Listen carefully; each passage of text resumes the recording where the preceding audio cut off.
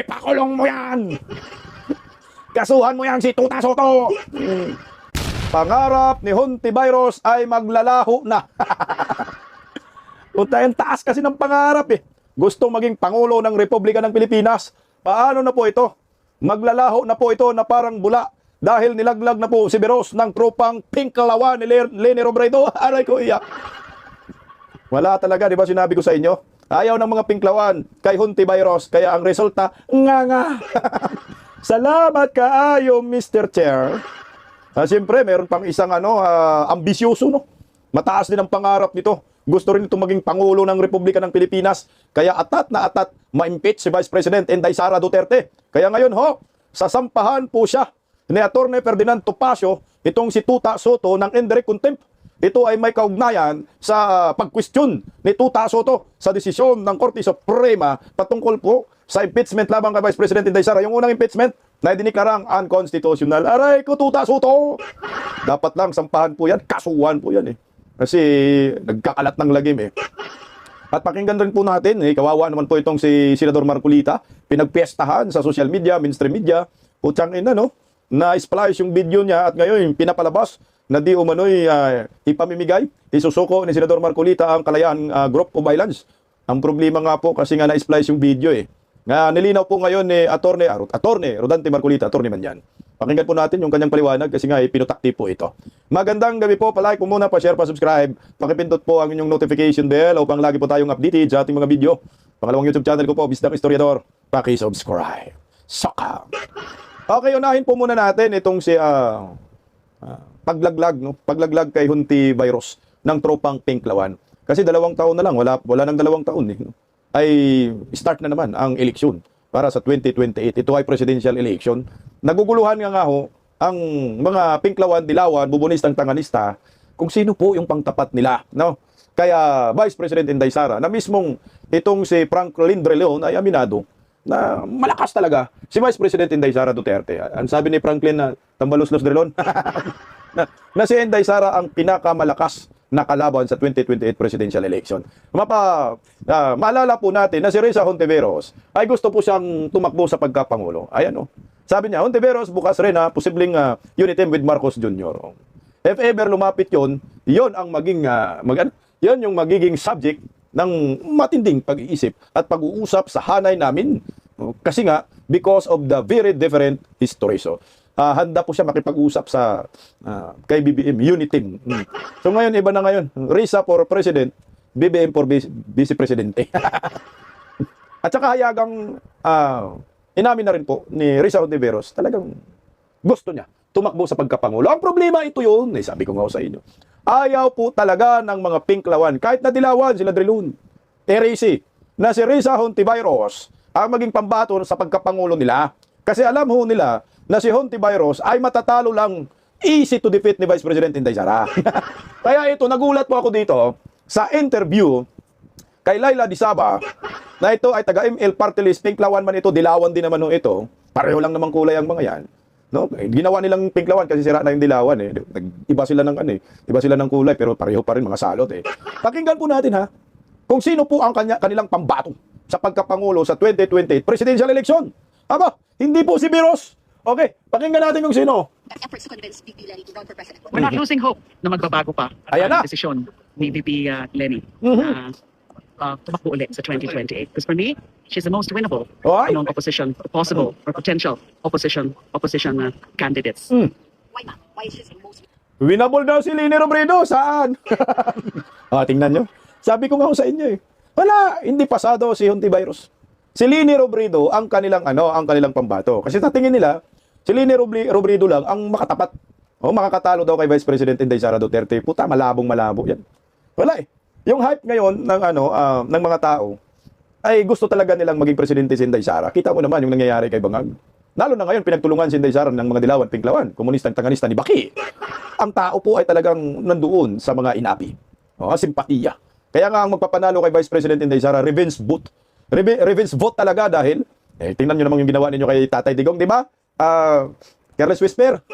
Di ba, Jonel? O bakit daw winnable para sa kanya? Bakit hindi si Hontiveros? Anak ng kaguwang Hiya Hontiveros, Alam niyo, kasi noon, di ba, kaya she was unable to make it kasi nag-unite Right. yung Marcos and the Duterte forces. And then we have seen what's happening. We have seen how this country is being run. We have seen all of these corruption issues being, is there. The corruption issues are there and it affects both sides.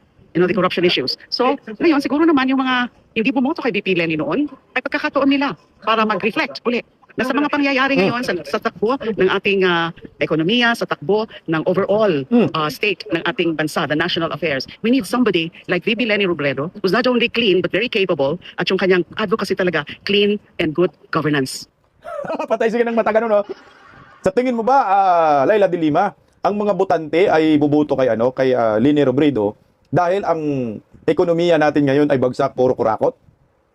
Sa Marcos administrasyon, kasama ba si Inday Sara yan? Hindi. Sabi mo kurakot, di ba? Daming korupsyon. Bakit si Bongbong Marcos, Laila de Lima, pinagtanggol mo pa na hindi ma-impeach? Kunyari, nagsampa ka ng impeachment, pero pinagtanggol mo na hindi ma-impeach. Tangingot mo. Out si Inday Sara dyan sa Marcos admin. Kita mo naman, sinabi mo na nga, nag-break away na yung unit team. So kapalpakan ng bangag admin ngayon, hindi dali si Inday Sara yan. At yung ayaw sa Marcos admin, ayaw sa inyo, panigurado, buboto kay Vice President Inday Sara. Kita mo naman sa survey na mamayagpag. Kaya malabong-malabo, good governance na sinasabi ni Laila de Saba. Ang laki ng mata.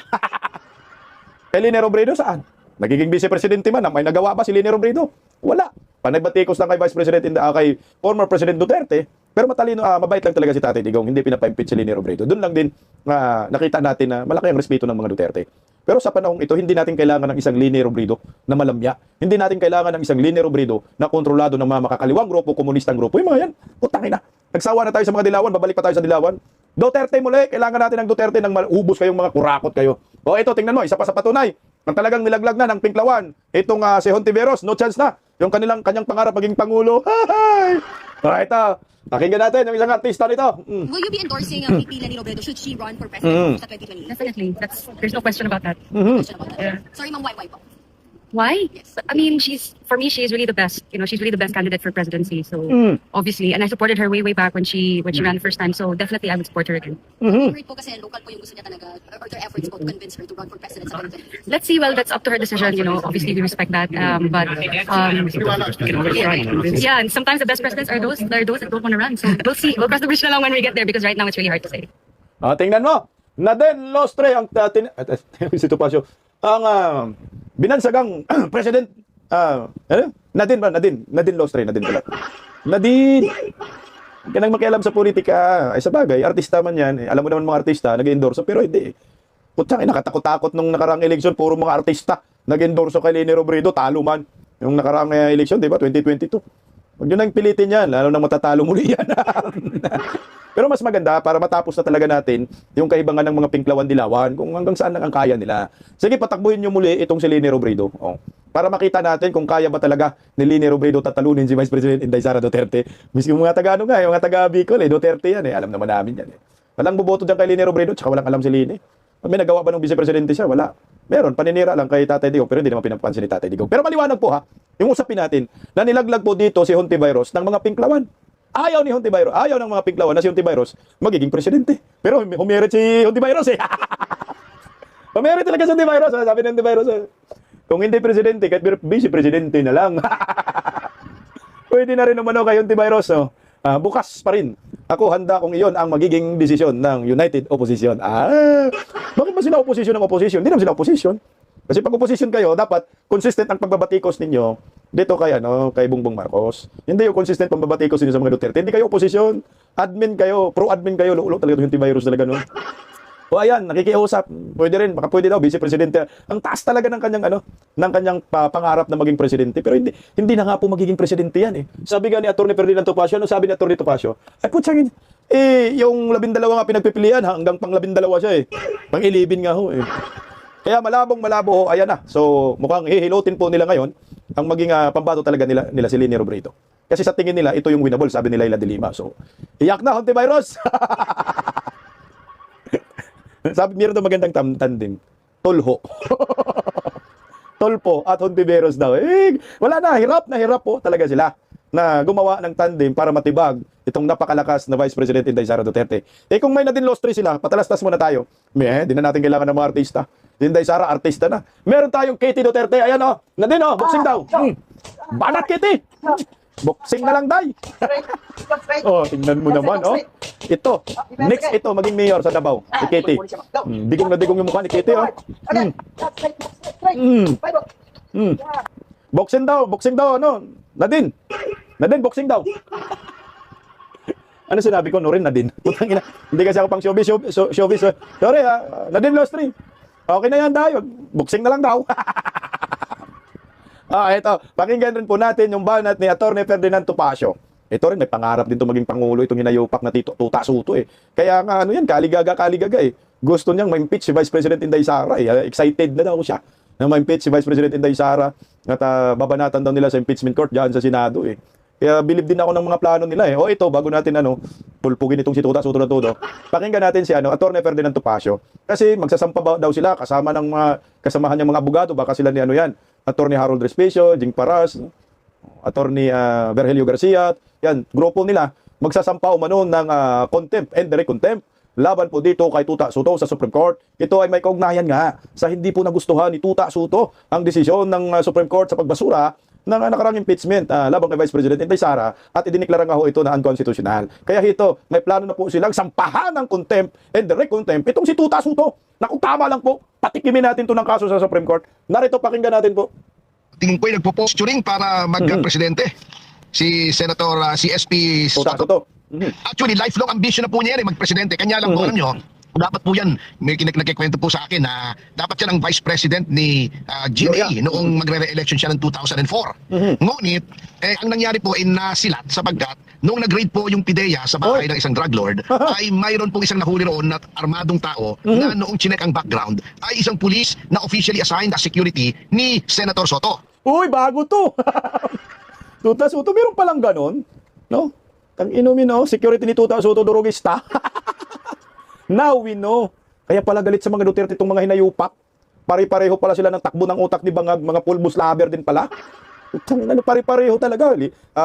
Laila de Lima, Bungit, lahat mga nakapalibot mga kalaban. No? Mga galit kay Duterte. Hayan, merong issue sa pulburon. Ito si Tuta Soto, Kwento ni Atty. Ferdinand Topacio.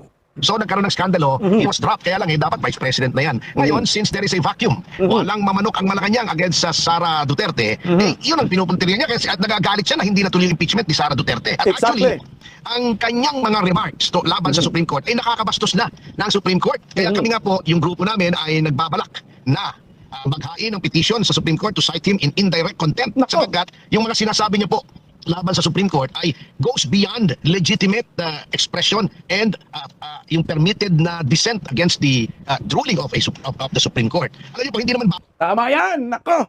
Sampahan po ito ng indirect contempt. Ipakulong nyo yan! Patikimin nyo ng kaso yan sa Supreme Court. Anak ng kagwang kasi, sabi ko na nga meron talagang magsampa ng contempt dito kay Tuta Soto na abogado. Kaya hito, nakahanap ng katapat itong si Tuta Soto. Sana bukas na, Atty. Ferdinand Topacio. Kasi kahiya-hiya po yan sa isang Korte Suprema na kini-question ang kanilang desisyon. Unanimous decision Final and executor ito may nagaling-galingan. Akala mo naman gago. Akala mo naman abogado, yung pala abogado, nag-graduate sa One Ball University. Ang problema, nagaling-galingan. Akala mo nag-aral ng batas, nagbubutas naman. Tama yan, Atty. Ferdi, tuloy bawal na punahin ng Supreme Court. Ngunit, as in any other case, since iyan po ay ang third branch of government, at tripartite po tayo, legislature, ang ating judiciary, yung executive, hindi po dapat na binabastos ang Korte Suprema, lalo na ng isang Senate President. So, labis-labis na po sa pinapayagan ng batas, sa ganang amin, ang sinasabi ni SP Soto, at dapat na po siya ay sitahin ng ating Korte Suprema. At isang grupo pong mga abogado, because kami pong mga abogado, as members of the bar, we are also first and foremost, officers of the court. At kailangan pong itaguyod namin at bantayan namin ang magandang pangalan ng ating kataas-taasang hukuman. Kasama na dyan si Pangulong Dorog! Bugbugin mo yan, Atty. Ferdinand Topacio! Ipakulong mo yan! Kasuhan mo yan si Tuta Soto!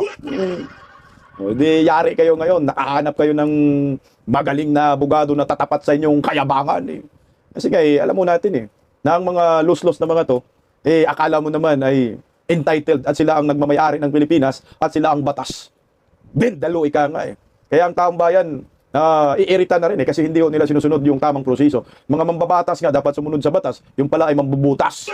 Kaya ito tuloy natin si Atty. Ferdinand sa Bendalo. Marcos, they cannot afford to have a successor na Correct. hindi nila kontrolado. Sa dami ng mga akusasyon laban sa kanila, eto na ng flood control, trillion-trillion na ito Hindi maaari na yung susunod na Pangulo ay hindi nila tao at Correct. hindi nila kontrolado. Sabagat katakot-takot na demandang aabutin nila. Kaya nga po, binraso nila Si Boying Remulla na gawing ombudsman with a term of 7 years para maprotektahan ang kanilang interests. Kita niyo naman ang ginawa kay Boying Remulla. Even the rules of the ombudsman were changed. Biglaan. Dapat yan, pag nag-file ka, automatically docketed. Anong ginawa nila kay Remulla? Since ang dami nag-file kay Remulla, gumawa sila ng bagong rule na hindi automatic. Susuriin pa para bago madocket. So, mabigat po. Talagang pinilit po yan, binraso. Lahat ng paraan ay ginawa ng Malacanang para maiupo si Boying Remulla bilang ombudsman. At syempre, since kung hindi siya magiging ombudsman, kung hindi talagang nag-bend the law, break the law, destroy the law, ignore the law na ang Malacanang, syempre, kanino tatanaw ng utang na loob yan? Si Boying Remulla. Alam na naman natin, politiko yan at yan ay naging alter ego ng presidente bilang Secretary ng Department of Justice. Alam na natin ang purpose kung bakit si Boying ay naririyan sa ombudsman. I mean, wag na nilang insultuhin ang ating talino. Nako, wag na nilang insultuhin ang ating talino. Nakamuti sa talino-talino lang, mas matalino talaga itong si Atty. Ferdinand Topacio. Gusto ko lang po dumugtong doon sa statement ni Atty. Ferdinand Topacio na ang palasyo talaga hindi po yan papayag, si Bangag, no, Marcos, na yung manalo na presidente sa 2028 ay hindi nila kontrolado. Diyan sila magkaproblema dahil wala silang nakikita. Siguro itong si Lene Robredo, gusto nila makipagsanib persa, alam naman natin, dilawan si Lisa Marcos, talagang yan ang magiging pambato ho nila. Pero wag lang din po tayo magpakampante dahil itong si Boying Remulla ang galing mag-bend-dalo na yan. Break the law, ika nga, sabi ni Atty. Ferdinand Topacio. Kasi meron siyang pahayag na inilabas. Ito, pakinggan pa, no? Kasi gusto talaga nilang impeach Inday Sara. Basahin lang natin, Sabi ni wag kayong mag-alala sa kudita sa Senado, yung arresting team naka-standby na. Kasi nga, hindi magkakaroon daw ng yung ang tawag diyan kudita sa Senado. Kasi nga siyempre yung bilang nila mababawasan si Bato. O di ba? Pag si Bato daw nandiyan, i-arestuhin daw nila. Putang ina, tindi mo tutas ito, no? Utang inuin. Tapos ito pa, Ayan, Kapag naaresto si Villanueva, Jinggoy at Escudero dahil sa flood control scam, mababawasan ang Senado ng Senator Judge na pro Sara. Sabi ni Montolpok. Ito, tatlo. Kasi nga maglalabas man daw ng warrant of arrest. Ito pala yung sinasabi ni arresting team. Para siguro din kay Bato yun. Para rin dito. Kay Chis Escudero, Jinggoy Estrada at Joel Villanueva. Tindi, no?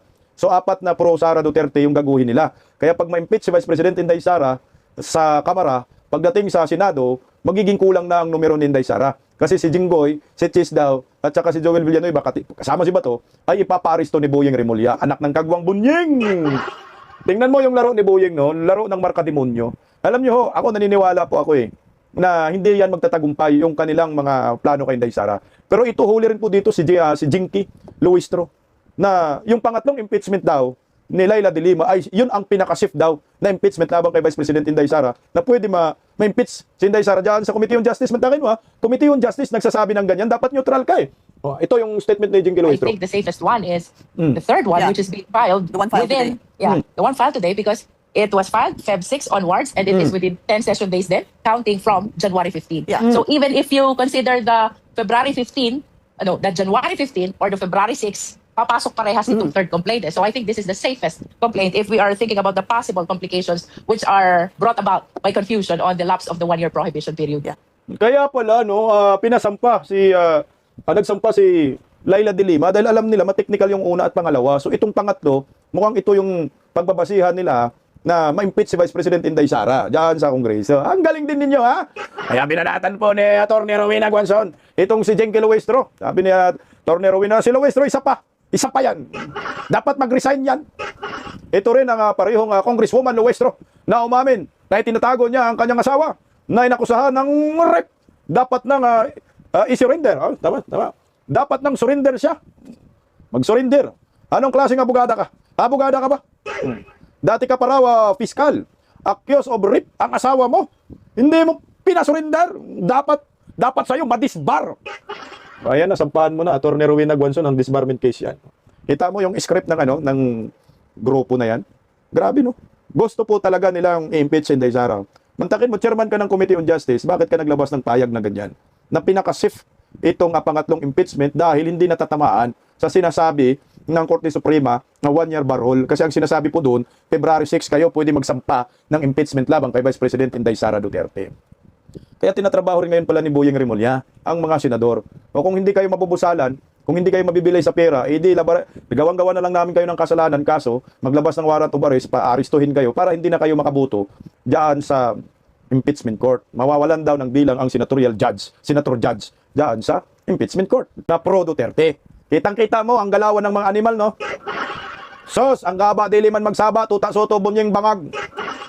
Mayroon pa rin kaming pambato kung sakaling ma-impeach si Vice President Inday Sara, makonvict dyan sa Senado, pero po sa mag-argumentado ang taong bayan dyan. Wala pong papayag ng mga Pilipino na gaguhin po ninyo si Inday Sara. Siguro mag-umpisa ng impeachment dyan sa impeachment court kay Inday Sara, marami ng rally kaliwat kanan. Alam po natin, nagagawin nila lahat para mapabagsak si Inday Sara dahil takot na takot po sila. Pag si Inday Sara maging presidente, panigurado, kulong ang mga hinayupak na ito. Meron din naman tayong Senador Rodante Marcolita. Pakinggan po natin mga kabistak muna. Itong sagot ni Vice tuloy yung sabi ko kasi magiging Vice President talaga ito, si Senador Marcolita ni Inday Sara. Gusto ko po ito, si Marcolita. Kasi nga natiken out of context siya. Binugbog po siya ngayon sa social media, mga mainstream media, na para bang sinabi daw niya na isuko yung Kalayaan Group of Violence diyan sa West Philippines Sea. Yung Kalayaang may munisipyo na rin po yan. Actually hindi po ako expert dito sa mga ganyang bagay. Pero pakinggan po natin si Attorney Senador Rodante Marcolita para may paliwanag niya po ng todo. Gaano ba katotoo na sinabi niya na isuko ang Kalayaan Group of Violence? Narito po, pakinggan natin. Senator, bakit may ibang senador na sinasabi, pinamimigay mo daw yung Kalayaan Island? Kaya Group? nga Kailan ko daw sinabi? Galante Yun ito sa sana. Senate. Alam mo, ini-splice nila eh. Pero tama yun. Paano? For the record, para maging klaro. Ano yung sinabi niyo, sir? That happened when 35 members of the armed forces were up for confirmation. Parang last weekend of Pedro. So I was surprised that even the one who represented them, who's a captain, is the highest ranking na nandun sa amin. Hindi niya alam na yung key features ng Kalayaan Island Group, 4 of them, which are being occupied by the Philippines today, hindi niya alam na nalabas siya sa ating exclusive Economic Zone. More than 200 nautical miles 270 away. All the while, can you imagine that? All the while, ang akala niya, nasa loob ng ECC. So, Commodore Tariela did not even tell them the whole story. So, akala ko kasi ang spokesman ng WPS, Transparency Group Office. Correct. There's something so transparent about it. So, So, teka, ano nangyari? this is a lumitaw Navy yun. captain, sir? Hindi, armed forces siya. So, Si Commodore, ang counterpart niya sa Army is a general. Kaya lang, civilianized na ang Coast Guard, alam mo naman. Yes, Kaya lang, tayo naman. Kahit civilian ka na, naka-uniform ka pa. So, Under civilian. UTR ang Coast Guard eh. Yes, Pero, so- uniform servicemen sila. Yun ang So, naging problema. nagulat sila na outside, Hindi tapos nila may alam. nagre-react na ibang mga senador nga na pinamimigay niya. Pero this is correct. Yung Kalayaan Island Group, hindi outside siya sa EEZ kasi ang claim natin sa kanya is occupation. Occupation. Walang question doon, di ba? We exercise Wala- sovereignty over walang Kalayaan. question because doon. Matagal na nating occupy Tayo yun ang eh. occupant doon. Yes. So, territory natin yun. Yes, oo. Ang hindi lang nila maintindihan, okay, kinoconnect nga natin yung na-generate na maritime area doon sa tinatawag na West Philippine Sea. Magkakaroon na napakaraming obstacles. Yes. Doon mismo sa articles ng UNCLOS. Kaya ako sabi ko, Kapitan, do you realize the legal impediments? Sa UNCLOS pa lang sasabit na tayo. So, nung minumustra ko yung difficulty, I was raising a question out of pique. Yes. Para bang sinabi ko kay Goben, sinasabi ko sa iyo, mapanganib talaga yung lugar na yan. Ha? So, hindi niyo sinabi bahala na ka. i-give up na natin? Hindi, bahala ka. Pero kung gusto mong magpakamatay, Ben, pumunta ka doon. I am not advocating na magpakamatay si Goben. I'm stressing. Yung warning ko sa kanya na huwag kang pupunta doon dahil mapanganib. So sinabi ko, it's very impossible na ma-enclose mo siya because there are several obstacles. Okay? So, you cannot do this unless you give it up. Parang ganun lang. I am not advocating. Territory natin yun eh. Yes. And territory is not part of the ruling or of the arbitral tribunal. Correct. Wala sa Oo. jurisdiction Wala. niya. Kasi UNCLOS Kasi yun sa UNCLOS arbitration. tayo. Oo. UNCLOS Ano ba yung napakahirap na intindihin? Bakit pinalalala? Bakit nila ginawang chapsuy? At meron pang isang retired justice at isang Curfew. professor ng UP ang naglagay ng seasoning. Kaya lalong So, naging chapsuy. very clear, Atty. Trixie, hindi niya pinamimigay. Tama.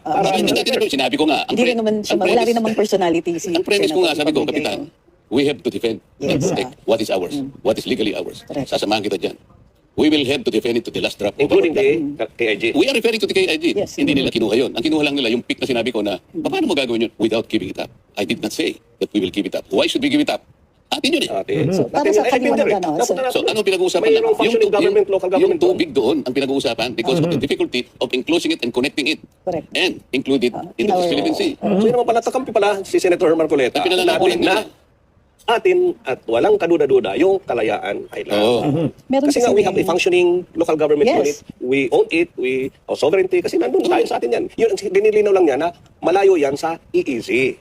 It's not part of our Part of EEZ. EEZ. Oo, Ang concern hindi kasi siya. natin, yung tubig nga, Correct. pinipilit Malinaw na natin dalawa. i-define yung beach and bounds ng West Philippines. So, Yes, i-include natin ah. yung tubig nila.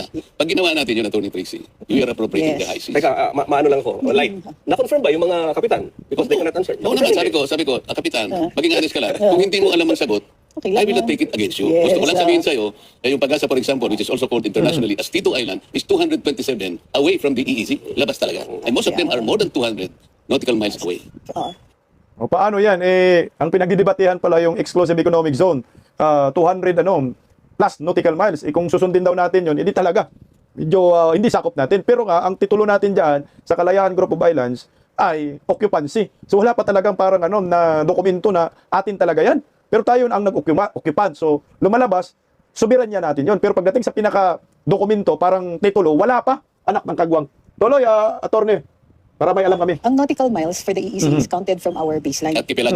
Dalawa kasi ang So from baseline the sa Tony. territorial, Yes. from Pero- the territorial sea. Ang territorial sea is 12 nautical miles from the shore. From the shore, yes. So, ang Kalayaan Island Group has its own territorial Yes, sea. yes. Wala lang siyang EEZ. Wala.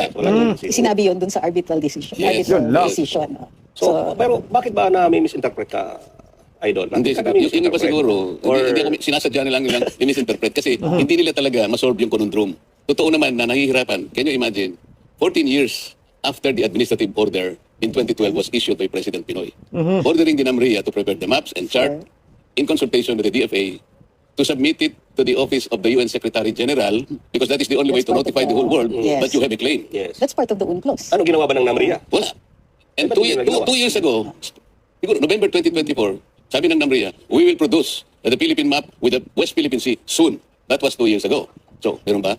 Sabi ni Senator Tol, na-confuse yata siya. No, we already submitted. But I think he was confused. What we submitted are the archipelagic baselines and archipelagic baselines. and sea lanes. At saka yung sa ating yung continental shelf in connection with our petition for extended continental shelf shelf. in the Benham Rise. Yes. Yun ang sinabit Yes. natin. Magkaiba yun eh. Magkaiba naman yun. We're talking about the Malayo West sa Philippine kabilang Sea side. and we're talking about the continental shelf, Yes. extended continental shelf. Correct, correct. So, Ang daming, napakasimple lang, Atty. Trixie. Pero bakit ba napakaingay nitong ano? Bakit napakaingay issue ng... Kaya gusto nilang mag-ingay because they try to present a new narrative, a different narrative that will benefit them politically. Or, Parang hindi mo or nakikita. yung iniisip ng mga masa, sinasabi, pinag-aawayan yung West Philippine Sea dahil may natural gas, mayaman ng karagatan dyan, yung mga isda, etc. Ano na tayo dyan guys, basta mahalaga po, malinaw. Nilinaw ni Senator Rodante Marcolita, hindi niya ipinamigay yung Kalayaan Group of Islands. Yan ang maliwanag dun. Nagiging critical lang yung mga terminolohiya na ginagamit ni Senador Marcolita. Pag ikaw Pilipino, hindi ka pamilyar sa ganitong klaseng issue, maiisip mo talaga na parang pinamimigay ni Atty. Rodante Marcolita. Kasi ang tanong nga ni Senador Marcolita, yung Kalayaan Group of Islands, kasama ba yan sa 200 nautical miles na exclusive economic zone? Yung commissioner na appointee yun, tinanong yung isang general. hindi naman nasagot. At saka hindi alam. So at least nalaman natin ngayon, nalampas pala yan sa 200 nautical miles na from teritoryo ng ating bansa. Simula talaga, siguro sa Palawan, simula sa Palawan, hanggang doon sa Kalayaan Group of Islands ay lampas 200 nautical miles. So exclusive economic zone yung tinutukoy, so hindi natin. No, hindi natin sakop yung Kalayaan, tanamal. Pero hindi sinabi ni Senator Marcolita na wala tayong diyan karapatan. Ang pinag-uusapan kasi doon yung ribat yung legalidad. Pero tayo yung may karapatan diyan kasi tayo ang nag-occupy. So ang titulo lang natin diyan pinangawakan, tayo yung occupancy. Tayong may control diyan. Kaya sakop ng soberanya natin ang Kalayaan Group of Islands. Walang question diyan. Sana malinaw na po yan sa lahat ng maraming Pilipino. Hindi po pinamigay ni Senador Marcolita ang Kalayaan Group of Islands. Atin ang West Philippine Sea, magkaiba lang tayo ng ipinaglalaban.